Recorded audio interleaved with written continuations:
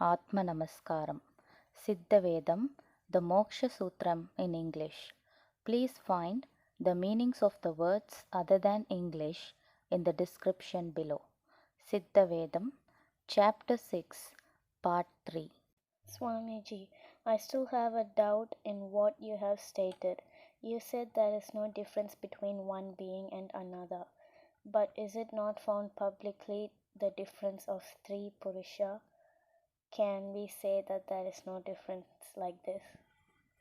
What have you understood from what hitherto I have stated? After telling that all are only one Sakti, there is no possibility to become another one separately.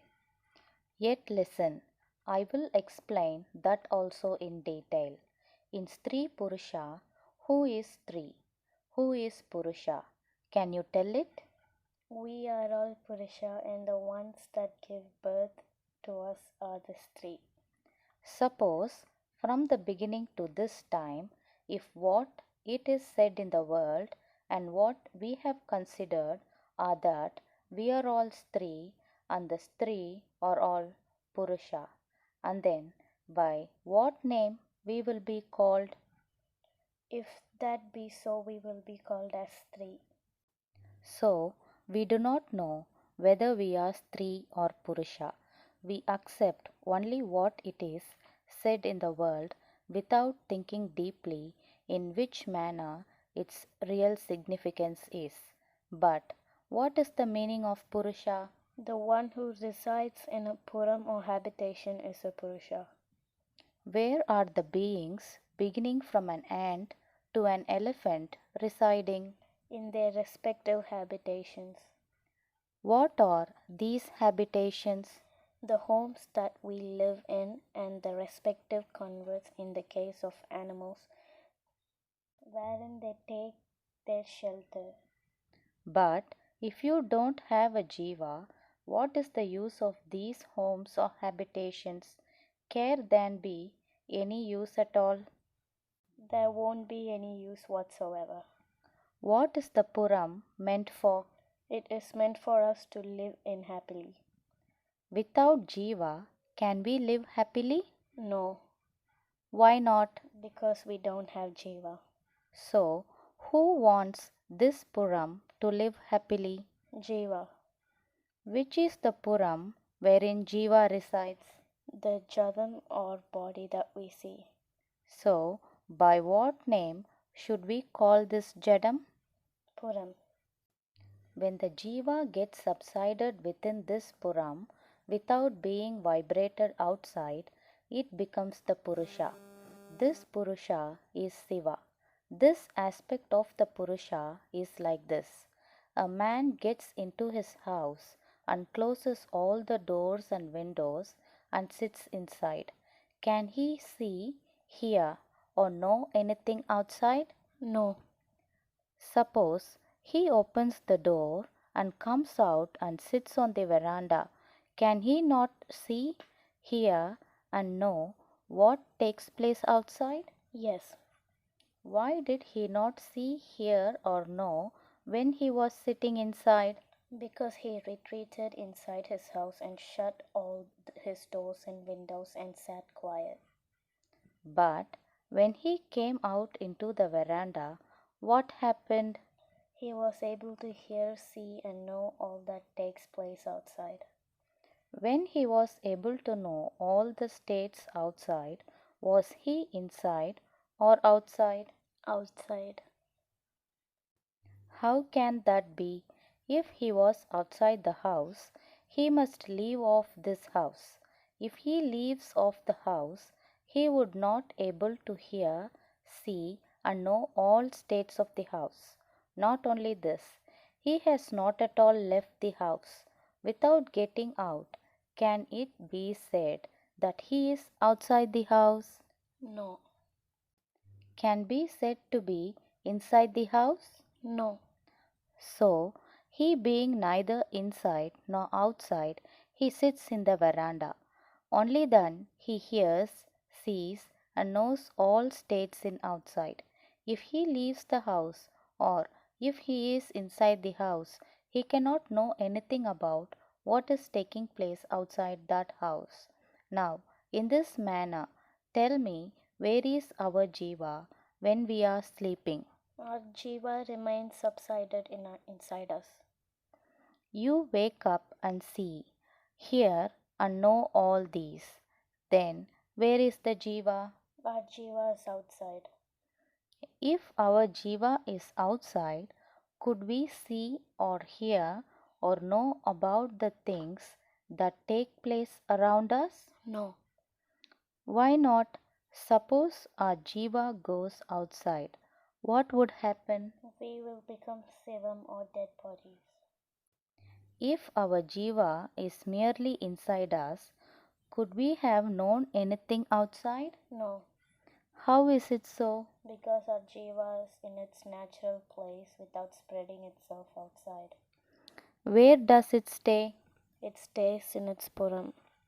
So, what is this Jiva called when it is inside its own Puram? It is called Purusha. How did it become so? Because the Jeevasakthi was concentrated within without any flow outside. Who are those who subside in the Puram like this? They are all Purusha. Who are those who cannot subside like this in the Puram? They are those whose Jiva is neither in the inner side nor in the outer side. When is it that the affairs outside are heard, seen, and known? When we wake up and when our Jiva is neither inside us nor outside us. Now hear me. When our Jiva subsides in the Puram, it is Purusha. And when the Jiva wakes up and spreads out from inside as Jeevasakthi, it becomes Sivasakthi. This is what is known as Purushaprakriti. Purushaprakriti means that the Purusha from the Puram vibrates out in outside as Sakti. Purusha is Siva, the Jiva. The Sakti is the Stri. This Stri is Prakriti or nature, the Maya. Purusha Prakriti is the external flow of the Purusha, the Siva, the Jiva. This Prakriti is Sakti. This is the Dame, Mother Nature. It is from this mother that birth takes place. So, who is our mother? Our mother is this Sakti, the Maya. Who is Jiva? Siva. When Shakti is our mother, who ought to be this Siva to us? Siva must be our father. So, Siva became the father. This father is Purusha, and Sakti became the mother. This mother is Stri. So, can we call anybody Purusha or Stri as it is popularly known? No. Purusha and Stri are father and mother. So, in the common parlance, we are neither Purusha nor Stri. So, what are we? We are then neither male or female. What is that person called? Napumsaka or Neuter. Now, hear me carefully. The Jiva, that is the Purusha, the Siva within us, when moves out, becomes Sakti. That Sakti is the mind. It is from this mind that the Napumsaka, the Ahamkara, namely the I, originates. For example, suppose we sleep in a room familiar to us. Suddenly, we wake up from that sleep. We begin to grope about the walls in a rather unfamiliar way, dash against the wall, etc., and wound the head and the face. That is because when we woke up, the Siva, the Purusha, suddenly came out as Sakti. That Sakti was the mind, and then there was only the mental factor. So, we were not able to distinguish the door immediately. In order to distinguish things, there must be the Napumsaka, the Ahamkara. It is this Napumsaka that has differences. The Sakti that is the mind, appears divided only through the medium of this Napumsaka, which is the Ahamkara, the ego. Without this Ahamkara, the I, there is nothing. Whatever we see, hear, know, and do as external action are all this Ahamkara. This Ahamkara is the Brahma or creator. It is Brahma that creates with the energy called mind. This is called Brahma Srishti. Without this Brahma, there is no creation as such. This Brahma is always in Yajna. Yajna is Yaga. That Yagakundam is Bhrumadhyam. This Bhrumadhyam is the eye of fire called Sushumna. The Brahma, that is the egoistic I, sits by this fire pit and performs Homa, casting the oblations in the fire pit. The world that we see around us is the smoke that comes out of this Homa. This world is something like smoke. We are engulfed and lost in this smoke. So, we are not able to distinguish the Stri from Purusha. When this smoke of world goes off, everything becomes clear. If the smoke should clear, the things that are cast into the fire must be burnt out completely. If burnt, it will blaze.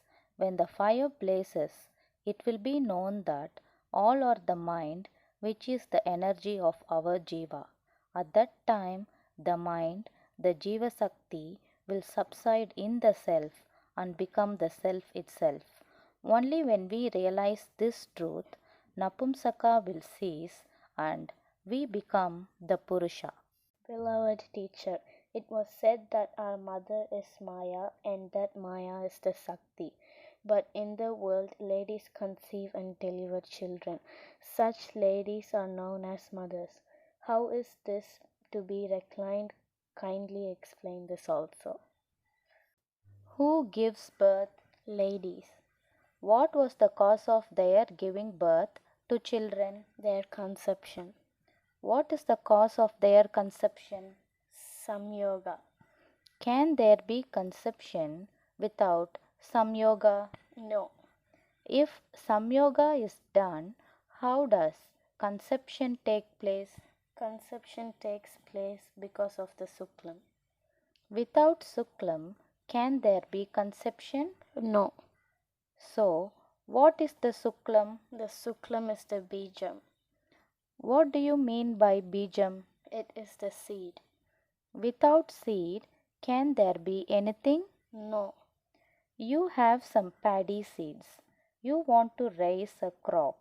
What should you do? I must plow the field, turn the soil, muddle it, level the ground, and sow the seed. If you sow the seed elsewhere, will it sprout out? Yes. No, the seed will sprout out only in a congenial soil. Did it sprout out from the granary where it was stored? No. Suppose you throw this seed on a rock, or in a well, or in a tank, or in a river, or in an ocean. Will it sprout out? No. Why not? Because the seed is not sown in the proper place prepared to sow the seed. So, the seed will never sprout out unless there is a congenial soil. It sprouts out in the field prepared for it and grows up and yields the stalks full of paddy. But how do you speak of these stalks? Do you speak of them as stalks of paddy or as stalks of field? We speak of them as stalks of paddy. Did this not sprout out from the field? So, why do you call this stalks of paddy? If we don't sow the paddy seed, we won't get the paddy stalks. So it is from the paddy seed that these stalks of paddy come out. That is why we speak of it as stalks of paddy. What was the field for? Only for cultivating the seed. So, can you say that the crop is a product of the soil for the mere reason that the seed was cultivated there? No. So, from where should we say that the crop came out? From the seed. So, who gave birth to the crop, the field or the seed? It was the seed that gave birth to it. So, this seed never sprouts out unless it is sown in a proper place. Not only that, the place must be plowed, leveled, and prepared for it. When the seed is sown on this level and loose mud settles on it, and since that mud is very loose, there is the possibility for the seed to swell, to sprout, and to take roots. Then the seed grows up freely without any obstruction. If there was no looseness in that place, the mud may become stiff and the seed will be caught in it and it may be destroyed, being not able to sprout and take root. So, the place to sown must be leveled by plowing and it must be loose. In the same manner, you should consider that the place of intercourse in woman, which is said to be the place where conception and delivery take place, is the place to sprout the seed of Suklam.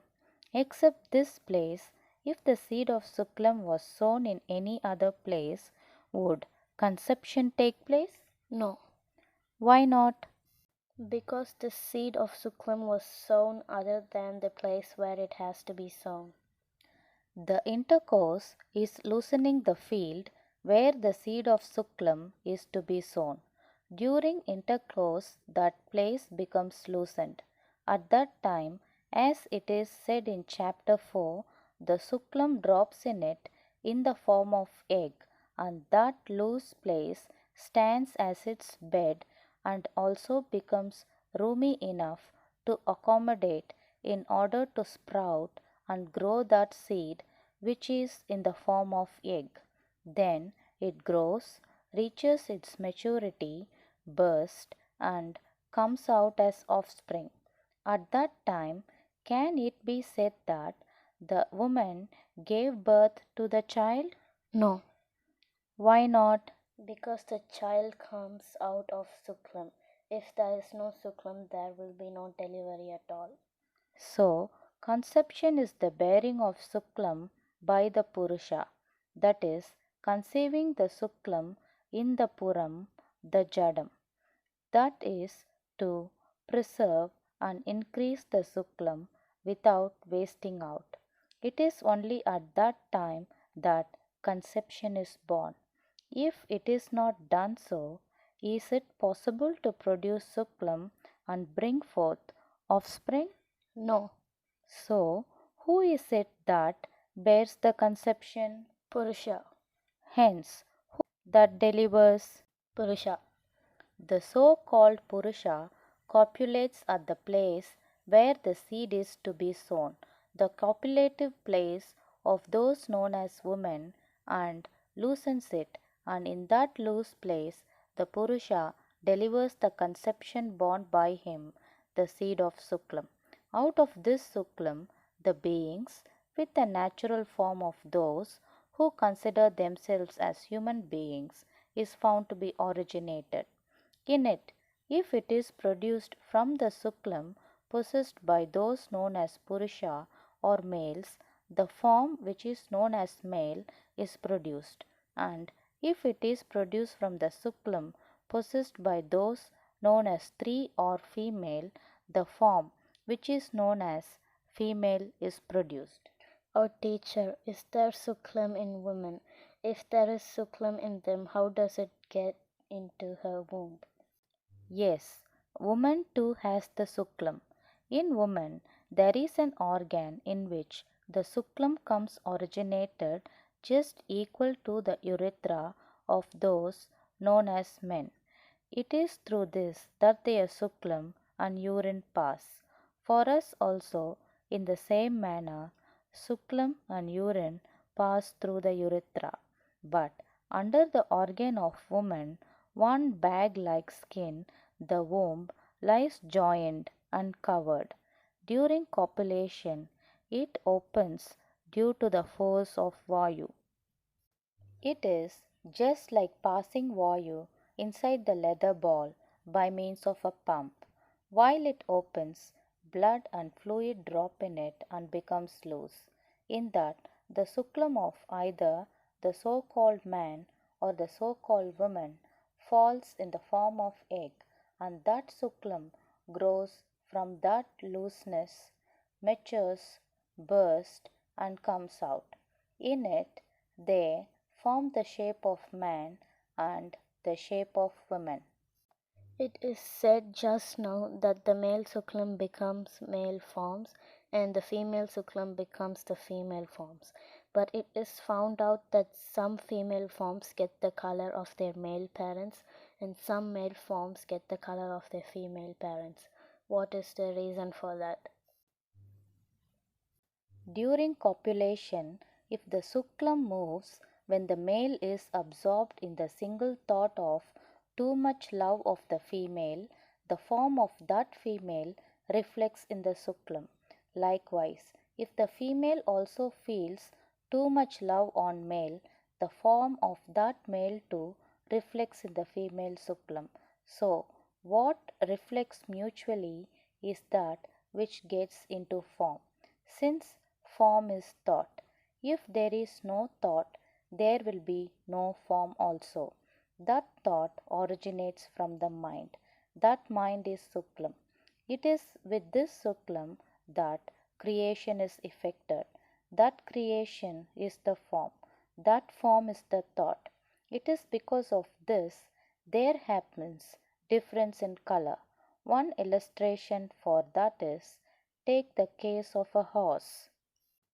The horse is matched as follows. A very beautiful male horse is placed in front of female horse. Then the eyes of the latter are tied up and one donkey is matched with a female horse without its knowledge. At that time it thinks that it is the male horse standing in front of it that matched with it. So while the Suklam, the bijam of the donkey moves, the thought of the female horse reflects in that Suklam and it falls in the womb of the horse. After that, the donkey is removed and the bandage of the eyes of the female horse is untied. Then, according to the thought arising during the above said copulation period, one offspring is born identical to the male horse placed in front of the female horse. But what is truly matched with the female horse is the donkey. Without knowing this, but with the thought that it is the male horse standing before it that matched with the female one, the offspring is born. Hence, it is the thought that is what is called as form. So, is it not clear from this that the birth takes place as per the thought that occurs while the Suklam moves? Yes, it becomes clear that the birth is as described above. Even then, Swamiji, is it possible to bring forth one offspring either by the Suklam of male alone or by that of the female alone? It is not possible. Females have suratam, a kind of juice, blood and semen, suklam. During copulation, suratam and blood are secreted first. If the womb is open, these will fall in it. Then the semen, either that of the female or that of the male, whichever secretes first, falls into the womb in the form of egg, as mentioned in the fourth chapter. If the female semen falls into the womb after that of the male, it also becomes a child. If it does not fall in the form of an egg, it will fall in the blood and will be mixed with it.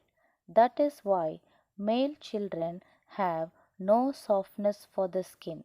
In the same manner, when the semen of the female falls into the womb first, and then the man's semen falls after that in the form of an egg, that also becomes a child. But if the male's semen falls into the blood, unlike in the form of an egg, it also becomes mixed with it. The female issues are originated in this manner. That is why the body of the female is very soft. Oh, teacher, is not the semen of male and female alike? When the male's semen is mixed with the blood, the body of the female tissue from this is said to be soft. And when the female semen is mixed with the blood, the body of the male tissue from this is said to be rough. What is the reason for that? Male semen is thin and female semen is thick, and it is due to this fact that we find the difference. Oh, teacher, why is female's semen so thick and the semen of the male so thin? During copulation, three things are secreted in females. First come the fluid called suratam, secondly the blood called sronitam, and thirdly the suklam, which is the semen virile. As these three secrete separately, the semen becomes thick in the case of males. These three form together and consequently it becomes soft and loose. But when the semen of male and female are blown and strengthened inside, there originates Janana. While it is blown and strengthened, it becomes money. This is known as rasamani. Rasam means semen. When we blow and store this up, this process is known as rasavatam. Rasam is semen, vatam is Vayu. Therefore, our Jeevasakthi, which flows out and gets exhausted in the form of Vayu, must not be allowed thus to exhaust, but must be blown up and down through our inner path, and the semen must be stored up. Then only we get Janma Safalya. Thank you. Atma Namaskaram. End of Chapter 6, Part 3.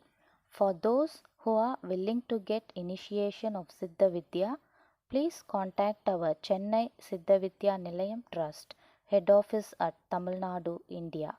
The address details are Chennai Siddha Vidya Nilayam Trust, 69 Sivaprakasam Road, Sivanandapuram, Vadamadurai via Periyapalayam.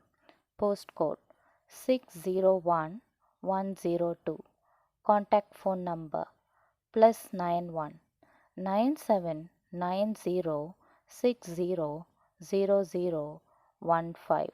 Atma Namaskaram.